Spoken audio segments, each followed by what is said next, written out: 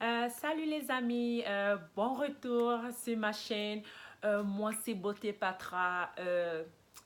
Aujourd'hui, nous allons parler de pollution et de stress comme d'habitude et surtout particulièrement chez les adolescents cette fois-ci.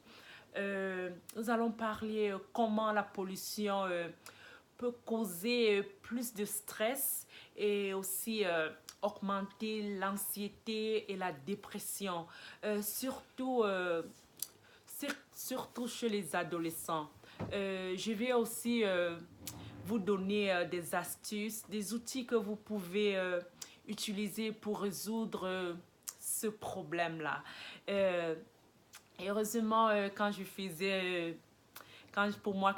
mes recherches, je suis tombée sur un article très très intéressant, un article très excellent. Qui a été écrit par Alison Peace. La pollution peut affecter les petits et les gros vaisseaux sanguins de tout le corps. Des niveaux élevés de pollution de l'air sont associés à un risque d'accidents vasculaires cérébraux et aussi des crises cardiaques, quoi.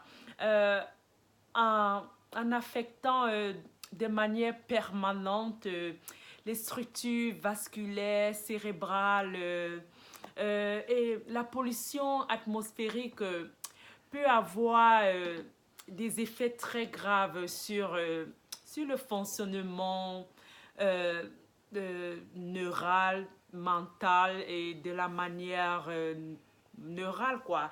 Les recherches ont prouvé que vivre dans les zones fortement polluées peut avoir des graves effets sur la santé à long terme.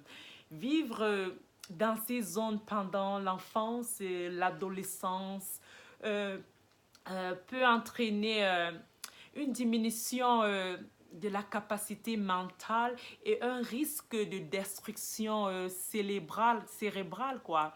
Donc, les personnes de tout âge vivant dans des zones très polluées pendant de très longues périodes, pendant de très longues années.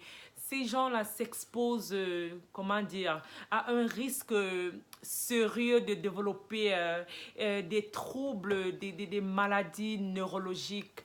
La pollution atmosphérique et la pollution par les métaux, comment dire, les métaux lourds ont été considérés comme ayant un effet très négatif sur la fonctionnalité du système, comment dire, du système nerveux central. Donc, l'article L'article que j'ai choisi a été récemment écrit et publié le 18 octobre 2019. L'auteur est Alison Pierce Steven. Laissez-moi un peu vous parler de cet article. L'article cherchait à déterminer si la pollution atmosphérique euh, intensifiait le sentiment de stress d'un adolescent. Donc, Jonas Miller, celui qui faisait l'étude, voulait savoir si la pollution de l'air affectait également votre santé mentale.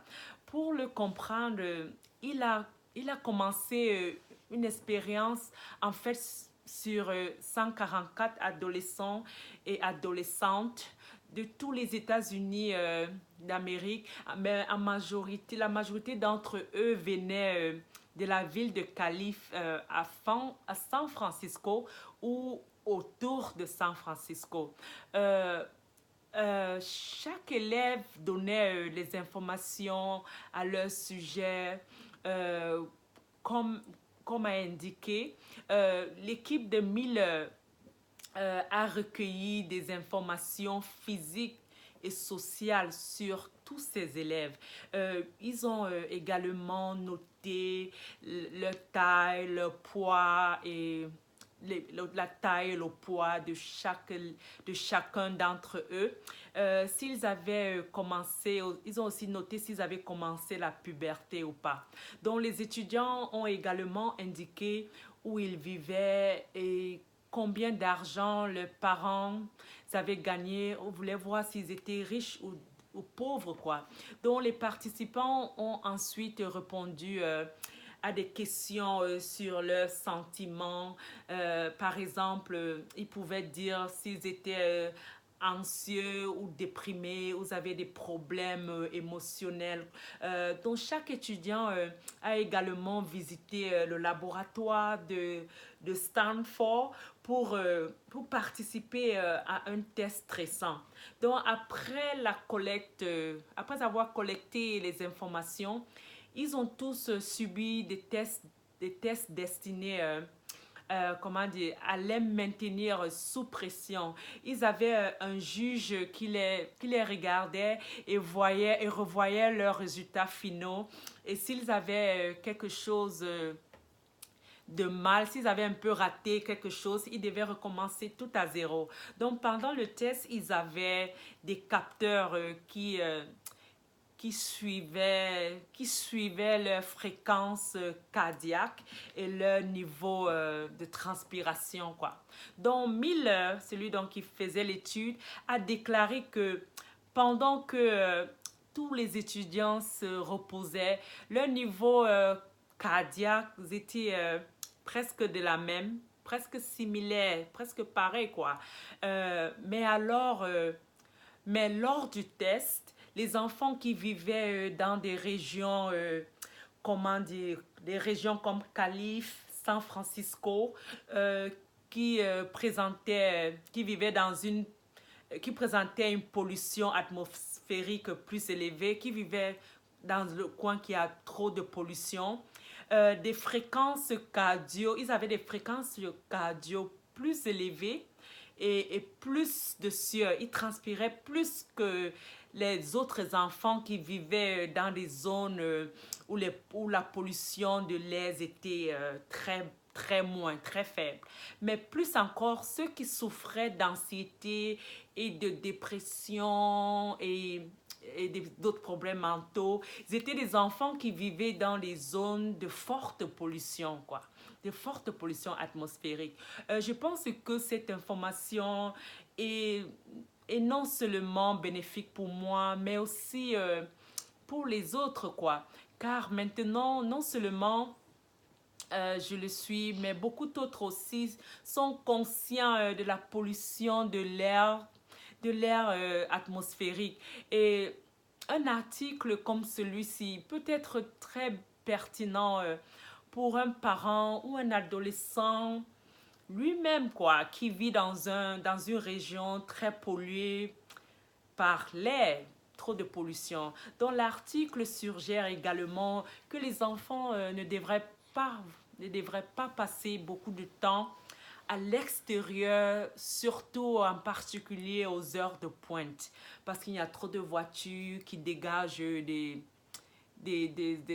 trucs, des produits chimiques pas bien, et que l'utilisation d'un purificateur d'air, de préférence avec le filtre HEPA, je ne sais pas comment on dit en français, ceci peut contribuer à l'exposition et à la pollution. Donc, et cela a fait prendre conscience au fait que la santé mentale est un problème sérieux et que les adolescents devraient recevoir de l'aide nécessaire pour atténuer les symptômes et disposer non seulement d'un corps meilleur, d'un corps en meilleure santé, mais aussi également un cadre mental, comment dire, plus sain et plus réduit des effets de la pollution atmosphérique. Donc, les amis, il faut vraiment continuer à faire du sport, car même seulement 5 minutes d'activité aérobique tous les jours peuvent avoir un très grand impact, un impact très positif sur le stress causé par la pollution. Vous pouvez également faire des techniques de relaxation telles que le yoga. Oui. Cela peut aussi aider beaucoup. En attendant, vous deviez réduire l'exposition à des pollutions. Le stress augmentant les effets de la pollution et la pollution augmentant aussi le stress, donc ça va des deux côtés. Il est donc très logique de réduire votre exposition aux polluants atmosphériques chaque fois que cela est possible, à toute opportunité. Donc, comment pouvons-nous, nous tous, y parvenir à atteindre cet objectif? Je vais dire réduire notre exposition aux polluants atmosphériques. Je pense que seuls vous et moi pouvons rendre cela possible, quoi. Seuls vous et moi pouvons y arriver. Les amis, savez-vous même que nous sommes vous et moi, nous sommes la seule solution à la pollution. Que la seule solution de la pollution est entre nos mains. Laissez-moi un peu vous dire pourquoi. Si par exemple, vous tous, vous décidez d'utiliser les produits respectueux, des produits respectueux de l'environnement, recycler votre huile de moteur, utiliser vos filtres, essayez de signaler si les gens versent les ordures n'importe comment, ramasser après les débris et les selles de vos animaux, aussi, comment dire, éliminer correctement les déchets et aussi utiliser les peintures à base de l'eau qui sont plus prudents et aussi recycler tout ce que vous pouvez. Tout ce que vous pouvez, il faut toujours continuer à recycler. Faites-moi confiance, si nous tous, nous nous unissons et faisons tout cela, nous allons certainement réduire notre exposition aux polluants atmosphériques, la pollution de notre environnement, ce qui signifie aussi diminuer du stress, diminuer de l'anxiété, diminuer de la dépression et diminuer aussi de nombreuses maladies, notamment les crises cardiaques et les accidents vasculaires cérébraux comme l'AVC. Les amis, je veux que vous essayiez ceci à partir de maintenant pour sauver non seulement votre environnement, mais aussi votre propre santé. Donc, s'il vous plaît, soyez très prudents lorsque vous vivez dans un endroit qui a trop de pollution, un endroit lourd de pollution atmosphérique. Et prenez soin vraiment de votre santé, surtout la santé mentale, quoi. Nous arrivons à la fin de notre vidéo. Ce fut un très grand plaisir de partager cette belle recherche avec vous. Merci de m'avoir écouté. Je vous reverrai la semaine prochaine pour la deuxième partie de cette vidéo sur la pollution et du stress. Nous parlerons également de l'autre côté, ce qui veut dire comment le stress peut augmenter la pollution. Restez connectés si vous n'avez pas encore aimé et si vous n'avez pas encore aimé, enregistrez-vous, abonnez-vous. Je vous remercie, je vous aime tous. Au revoir, à la semaine prochaine. Bye.